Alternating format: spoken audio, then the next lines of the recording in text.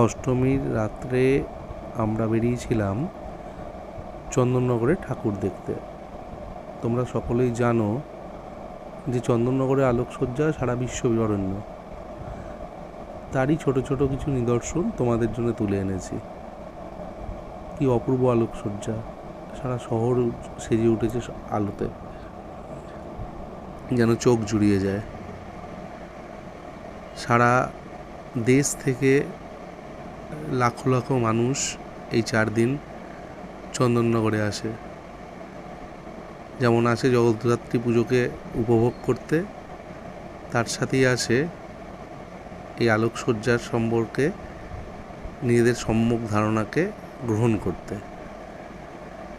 চারিদিকে ঝকমাকে আলো, অসংখ্য মানুষের ভিড়, তার মধ্যে থেকে আমরা এগিয়ে চলছিলাম। অদ্ভুত এক অনুভূতি। যদিও প্রতি বছরই আমরা আসি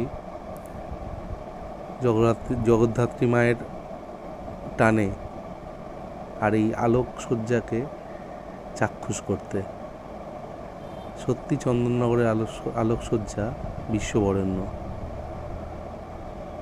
তোমরা যারা এবছরে এসেছো তারা তো দেখেছো, যারা আসনি তাদেরকে আমি এক অনুরোধ করব, অন্তত একবার জগদ্ধাত্রী পুজোতে এই আলোকসজ্জা চাক্ষুষ করে যাও।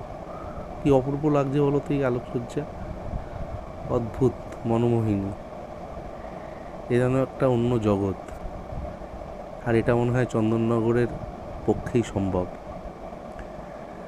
কিন্তু একটা জিনিস অদ্ভুত লাগে, এখন দেখি যেন ভগবানকে নিয়ে, বিভিন্ন ঐতিহ্যকে নিয়েও একটা কম্পিটিশান।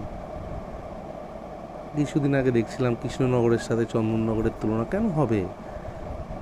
চন্দননগর তার নিজের জায়গায় শ্রেষ্ঠ, কৃষ্ণনগর তার নিজের জায়গায়। আসলে আমরা এইভাবে প্রতিনিয়ত কম্পেয়ার করার মধ্যে থেকে, তুলনা করার মধ্যে থেকে নিজেদের নিম্ন রুচিরই পরিচয় দিই। সে যেই হোক, যেখান থেকেই হোক, আমাদের এই প্র্যাকটিস থেকে বেরিয়ে আসতে হবে আর আমাদের নিজের নিজের স্থানের ঐতিহ্যকে তুলে ধরতে হবে। ধন্যবাদ।